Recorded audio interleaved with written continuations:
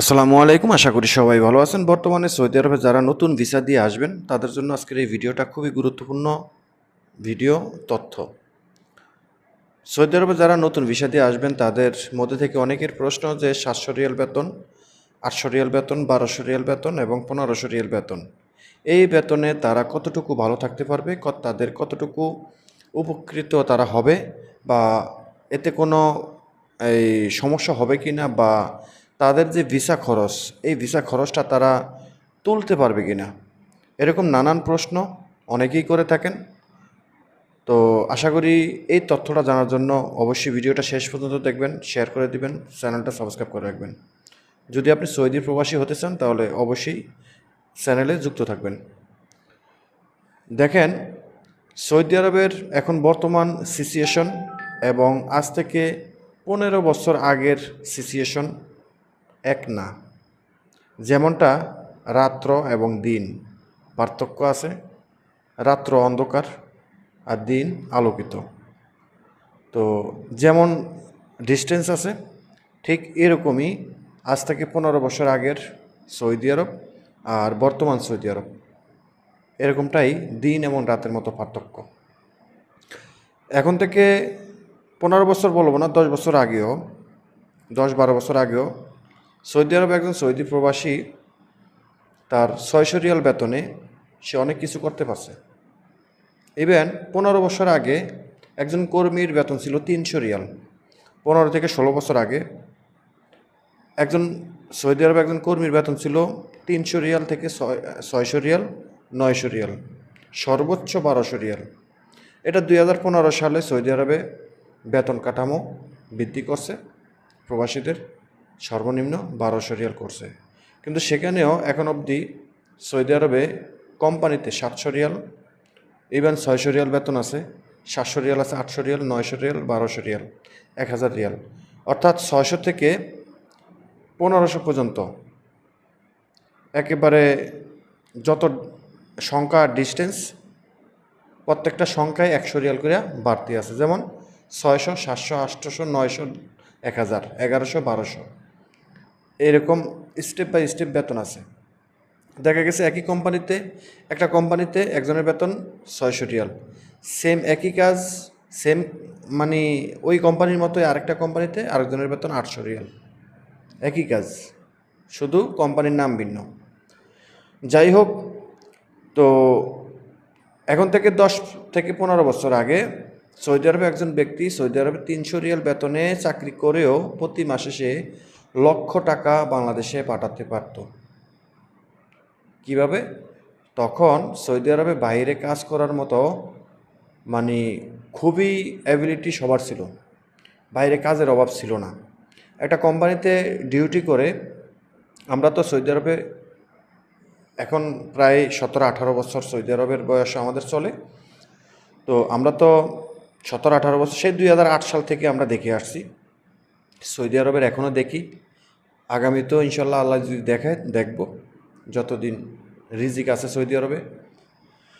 তো আমরা আমাদের ব্যক্তিগতভাবে আমাদের নিজের যে এক্সপিরিয়েন্স, চোখে দেখা বা হাতে করা যে এক্সপিরিয়েন্সগুলো, সেগুলো শেয়ার করতেছি। 300 রিয়াল চাকরি করেও, 300 রিয়ালের বেতন চাকরি করেও প্রতি মাসে 1 লক্ষ টাকা, 1.5 লক্ষ টাকাও সৌদি আরব থেকে বাংলাদেশে পাঠানো যেত। 2009, 10, 11, 12, 13, 14, 15 পর্যন্ত, 16, 17 পর্যন্ত, ইভেন 18 পর্যন্ত লক্ষ লক্ষ টাকা বাংলাদেশে পাঠানো যেত। তো এখন কি পাঠায় না? অবশ্যই পাঠায়। কয়জনে? আগের থেকে এখন মনে করেন 80% ডাউন হয়ে গেছে এই সংখ্যাটা। বাংলাদেশে ভরপুর মনের ইচ্ছা মতো টাকা পাঠানোর সংখ্যাটা 80% ডাউন হয়ে গেছে। এখন বর্তমানে সৌদি আরবে কাজ নাই। এখন বর্তমানে সিস্টেমটা হলো যে আপনি একটা কোম্পানিতে 700 রিয়ালের বেতনে চাকরি করবেন, 900 রিয়াল, 1200 রিয়াল, 1500 রিয়াল বেতনে চাকরি করেন, যেই কোনো অ্যামাউন্টও হতে পারে। ইভেন আপনার যদি 3000 রিয়াল বেতনও চাকরি হয় বা 2000 রিয়াল হয়, আপনি কিন্তু বাইরে কাজ করতে পারবেন না। এখানে দুইটা সমস্যা। নাম্বার 1, সৌদি আরবে কাজ নেই, বাইরে টোটালি কোনো কাজ করার মতো ব্যবস্থা নেই। আপনি কোম্পানিতে 8 ঘন্টা ডিউটি করলেন বা 10 ঘন্টা ডিউটি করলেন, পরবর্তীতে আপনি একটা পার্ট টাইম করবেন, সেই উপায় আপনার থাকবে না, একেবারে 100% থাকবে না।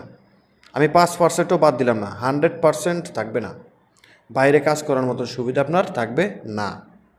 আর যদি বড় জোর করতে পারেন, তাহলে সেটা আপনার একেবারে হয়তো আল্লাহর হাতে লিখিতভাবে ভাগ্য যে আপনি করছেন। কিন্তু এমন না যে আপনি একজন করতে পারবেন কারণে আপনার মতো আরও 10 জন করতে পারবেন না, এরকমটা না। এক নম্বরে কাজ নেই। দ্বিতীয়ত হলো, আপনি সবচেয়ে বড় সমস্যা যেটা, যদিও টুকটাক কাজ থেকেও থাকে করার মতন, এই পরিস্থিতি থেকেও থাকে, কিন্তু আপনি করতে পারবেন না। কেন করতে পারবেন না? সবচাইতে বড় 1 নম্বর সমস্যা হলো, প্রবলেম হলো যে আপনি যে কোম্পানিতে কাজ করেন সেই কোম্পানি আপনাকে বাইরে কাজ করতে দিবে না। কেন দিবে না? সৌদি আরবের মানব সম্পদ মন্ত্রণালয়ের আইন অনুযায়ী একজন কর্মী যদি কোম্পানি ব্যতীত বা মালিক ব্যতীত বাইরে যা কাজ করে সেটা হলো আইনত দণ্ডনীয় অপরাধ, বা এটা ইলিগেল, এটা কোনো বৈধ না, এটা বৈধতা তারা দেয় না। তো এখন আপনি যদি ফ্রি ভিসা নামক যে আমেল আইডি ভিসা বা লোড আনলোড ভিসা, সেইটার লোক হয়ে থাকেন, যে আপনি কোনো কোম্পানিতে চাকরি করেন না, আপনি বাইরে কাজ করেন, সেটার হিসাবটা আলাদা ভাই। আপনি হয়তো বলবেন যে আমি বাইরে টোটালি কাজ করতে পারবো না, কোম্পানি আমার দিবে। আপনার কোম্পানি বাইরে কাজ করতে দিবে না।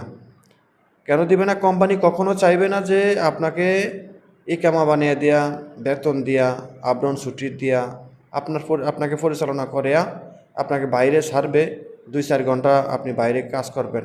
হ্যাঁ, ঠিক আছে, তাতে আপনি উপকার হবেন। কিন্তু যদি একবার আপনাকে ধরতে পারে পার্ট টাইমে, আপনি পার্ট টাইম করবেন কি? আপনি হয়তো একটা দোকানে পার্ট টাইম চাকরি করবেন 2 ঘন্টা 4 ঘন্টা, ঠিক আছে, সেখানে কিন্তু চেক আসে। তো আপনি যদি কোনো না কোনোভাবে কোনো জায়গায় যদি আটক হন, কোম্পানির রেপুটেশন খারাপ হয়ে যাবে, এবং কোম্পানি তার এই অপরাধের কারণে সে বড় মাপে, বড় অঙ্কের একটা মোটা দাগে জরিমানার শিকার হবে। সে জরিমানাটা সে দিতেই হবে, মাফ হবে না, ঠিক আছে। তো কোম্পানি এই কারণেই বর্তমানে কোনো কোম্পানি বাইরে কাজ করতে দেয় না। আমাদের জানা মতে আমরা দেখি যে বাইরে কাজ করতে পারে না কোনো কোম্পানি। 600 রিয়াল বেতন ভাই, 650 রিয়াল বেতন, তবুও তাদেরকে বাইরে কাজ করতে দেয় না। 600 রিয়াল বেতন, বাইরে কাজ করতে পারে না, তাদের অবস্থাটা কী হতে পারে? তো এখন বর্তমানে এই সিচুয়েশন, কিন্তু পূর্বে কিন্তু এটা ছিল না। কোম্পানির কাজ করে বাইরে মন ইচ্ছা মতো কাজ করতে পারত, হাজার হাজার রিয়াল কামাই করত। কোম্পানির ডিউটি না করেও বাইরে কাজ করত। আমাদের কোম্পানির লোকেই কোম্পানির ডিউটি করতো না, শুধু হাজিরাটা দিয়ে যায় বাইরে কাজ করতো। ফোরম্যানেরে দেখা দিয়া তারপর বাইরে কাজ করতো, যদিও ফোরম্যান মাসিক হিসাবে 200-500 রিয়াল নিত তখন। সমস্যা কি? বাইরে তো 5-10 হাজার রিয়াল কামাইতে পারে কর্মী। তো এখন আর সেই সুযোগটা একেবারে 95% নাই, 100% না, 95% এই সুযোগটা নেই। 1 নম্বরে কাজ নেই, দ্বিতীয়ত হলো কোম্পানি আপনাকে বাইরে কাজ করতে দেবে না। ইভেন আপনি যদি কোনো কফিলের বেতনভুক্ত হয়ে কাজ করেন, সেই কফিলও আপনাকে বাইরে যেয়ে কাজ করতে দিবে না। হয়তো দিতে পারে যে রাত্রে একটা কাজ করে আসবেন, একজনের গাড়ি ধুয়ে আসবেন, একজনের বাসা ক্লিন করে আসবেন, একজনের টুকটাক রাত্রের যে কাজটা সেই কাজটা করে আসবেন, সেটা হলো আলাদা হিসাব। দিনের বেলায় আপনাকে কোনো কাজ করতে দিবে না, তো আপনি তো সবসময় রাত্রে কাজ পাবেন না। এই হলো বিষয়টা। এখন আসি মূল কথায়, যে আপনি 700 রিয়াল, 800, 900, 10, 1000, 1200, 1500 রিয়াল বেতনে আপনি কি করবেন? একজন ব্যক্তির সৌদি আরবে প্রতি মাসে তার 3 থেকে 400 রিয়াল, বা সর্বোচ্চ 400 রিয়ালই ধরি, যদি কোম্পানিতে চাকরি করে, তার প্রতি মাসে 300 বা 400 রিয়াল কিন্তু খরচ আছে, একেবারে সর্বনিম্ন 400 রিয়াল খরচ আছে। তা আপনার বেতন হয়েছে কত? আপনার বেতন হয়েছে 600 রিয়াল বা 700 রিয়াল কিংবা 800 রিয়াল। তো আপনার যদি 300-400 রিয়াল খরচই যায়, তো আপনার থাকবে কত? মোটামুটি 300 রিয়াল থাকবে। তো বাংলাদেশের মোটামুটি 10,000 টাকার মতন বাংলাদেশে পাঠাতে পারবেন, যদি 600-700 রিয়াল বেতন হয়।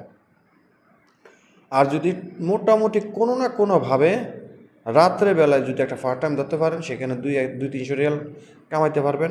তো এবার এসে আপনার এই 500-600 রিয়াল থাকবে। ঠিক আছে, বাইরে থেকে 200-300 রিয়াল যদি কামাইতে পারেন সেটা খাবার খরচ যাব, আর কোম্পানির এই 600 রিয়াল বেতন আপনি দেশেও পাঠাতে পারবেন। যদি 900 রিয়াল হয় তাও আপনি যদি কাজ করতে পারেন বাইরে ভালো, সেটা দিয়ে খরচ চলবে। আর যদি না করতে পারেন তাহলে এখান থেকেই আপনার খরচ চালাইতে দেবো। তা আপনি সৌদি আরবে এসেছেন কত লক্ষ টাকা দিয়া? 4 লাখ, 3.5 লাখ, 4 লাখ, 4.5 লাখ টাকা দিয়েছেন। তো 800, 800, 900, 1200 রিয়াল বেতনে কি আপনার এইভাবে পোষাইব? টাকা কবে উঠাইবেন? টাকা তো ঋণ করে আনছেন। সম্ভব না ভাই। হ্যাঁ, তবে সম্ভব। আপনি যদি এই যে লোড আনলোড ভিসা ক্যাটাগরি যে ভিসা, এই ভিসা দিয়ে যদি আপনি কফিলেটে ফায়দা দিবেন, বাইরে কাজ করবেন, আপনার কোনো আত্মীয় স্বজন আছে তাদের সাথে থেকে কাজ করবেন বাইরে, তাহলে সেখানে যদি কাজ কাম করতে পারেন, মাসে যদি 8-10 হাজার রিয়াল কামাইতে পারেন, কফিলেটে ফায়দা দিয়ে ইকামা বানিয়া, তারপর রুম ভাড়া নিজের খরচ টরচ দিয়ে যদি প্রতি মাসে অন্তত 2,000 রিয়াল রাখতে পারেন, তাহলে আলহামদুলিল্লাহ 60-70 হাজার টাকা পাঠাতে পারবেন বাংলাদেশে। তাহলে কিন্তু মোটামুটি চলে। ঠিক আছে, যদি বাইরে কাজ করতে পারেন। তো সেই লোকেরা কীভাবে বাইরে কাজ করে? ওই যে কফিলের কাছ থেকে পারমিশন আছে যে তুমি বাইরে কাজ করো, যেটা খুশি সেটা কাজ করো, তোমার পুলিশ ধরলে কোনো না কোনোভাবে আমি ছাড়ে আনো, শুধু তুমি চুরি ডাকাতি বা কোনো অপরাধ না করলেই। ঠিক আছে, তুমি যেটাই মনে করো সেটা যাও, কফিলে ফয়দা নেয়, সেই ফয়দার উপকার কিন্তু সে করতে হইব। দেখা গেছে একটা কর্মী এক ডিস্ট্রিক্ট থেকে অন্য ডিস্ট্রিক্টে গিয়ে কাজ করে, শুধু কাজের গোড়ায় না পাইলে হয়েছে, কাজের গোড়ায় পাইলেও অনেক সময় বলে কি যে এটা আমারই কাজ, আমি পাঠাইছি, বা হ্যাঁ বন্ধুবান্ধবরা ঘুরতে গেছে খালাস, সরি টরি করিয়া যে কোনোভাবে বন্ধুবান্ধবের মাধ্যমে, ঠিক আছে, আত্মীয় স্বজনের মাধ্যমে সুপারিশ করিয়া লোক সারে আনে। ঠিক আছে, বা রাস্তায় যদি আটক হয় তখন আবার বলে যে উনি আমার কর্মী, ঠিক আছে আমি ছুটি দিছি, সে হয়তো বন্ধুবান্ধবের লগে ঘুরতে গেছে, এই কারণে তুই রাস্তায় আটক করছিস, তুই তারা ছাড়িয়ে দে, তার মাস তুলে আমি, এভাবে ছাড়িয়ে লাই। আর কাজের গোড়ায় ধরলে কোনো না কোনোভাবে সে আয়া ধরুক বায়া ধরুক, ঠিক আছে, ওয়াস্তা ধরুক, সে কর্মীরে বাইর করবই, কারণ তার প্রতি মাসে কিন্তু ইনকাম আসে তারে দিয়া। শুধু চুরি ডাকাতি এগুলা ছাড়া, এগুলো করলে কিন্তু কফিল নিজেই তারে জেলে ঢুকিয়ে দিব। তো এই হলো বিষয়টা। তো আপনারা একটু ভেবেচিন্তে সৌদি আরবে আসবেন। আপনি 700 রিয়াল, 800, 900, 1000, 1200 রিয়াল, ইভেন 1500 রিয়াল মোটামুটি চলে, কিন্তু 700 থেকে 1200 রিয়াল পর্যন্ত যদি আপনার বেতন হয় তাহলে আপনি একটু ভেবেচিন্তে আসবেন। ঠিক আছে, আর যদি মোটামুটি 1500 রিয়াল বেতন হয় তাহলে আমি মনে করি চলে। আপনি বাংলাদেশে বেকার থাকা থেকে সৌদি আরবে এসে প্রতি মাসে যদি খায়া খরচ করিয়া 30-35 হাজার টাকা বাংলাদেশে পাঠাইতে পারেন, আলহামদুলিল্লাহ। ঠিক আছে, 1500 রিয়াল বেতন আমি রিকমেন্ড করি যে আপনি 1500 রিয়াল বেতনে আসেন, অ্যাভেলেবেল আছে 1500 রিয়াল বেতন। তবে ভাই কোম্পানিতে ক্লিনার কাজের ভিসা দিয়ে এই যে 700, 800, 1000 রিয়াল বেতনে না আসাটাই সবচেয়ে ভালো। তার সাথে বাংলাদেশে ভিক্ষা করলেও প্রতি মাসে 50,000 টাকা পাওয়া যায়, ভিক্ষা পাওয়া যায়। ঠিক আছে, এটা তো কমই বললাম, আরও বেশি। তো টাকা খরচ করে ঋণ করিয়া আপনি সৌদি আরবে আসা নাক কান্দা, না খায়া, চোখে সরিষার তেল দিয়া কান্নাকাটি করিয়া কী লাভ? ওই টাকা দিয়ে বাংলাদেশে একটা ব্যবসা বাণিজ্য দেন, মাসে 30-40 হাজার টাকা এমনি কামাইতে পারবেন। সবাই ভালো থাকবেন। আর একটা কথা না বললেই নয়, আপনারা সৌদি আরবে আসলে ভাই কোনো না কোনো কাজ শিখে আসেন। কাজ না শিখে আসলে আপনি কিছু করতে পারবেন না, কাজ শিখে আসতে পারলে আপনি অনেক কিছু করতে পারবেন। আর আপনি যখন কাজ শিখতে পারবেন বা কোনো একটা কাজ জানেন, ইলেকট্রিশিয়ান, প্লাম্বার, টাইলস, মেশন, এইসব ধরনের হাতের কাজ যদি জানা থাকে, তাহলে আপনি কোম্পানিতে কেন আসবেন ক্লিনারের বিষয়ে? আপনি তো যে কোনো বিষয় নিয়ে আসতে পারেন। সবাই ভালো থাকবেন, আল্লাহ হাফিজ।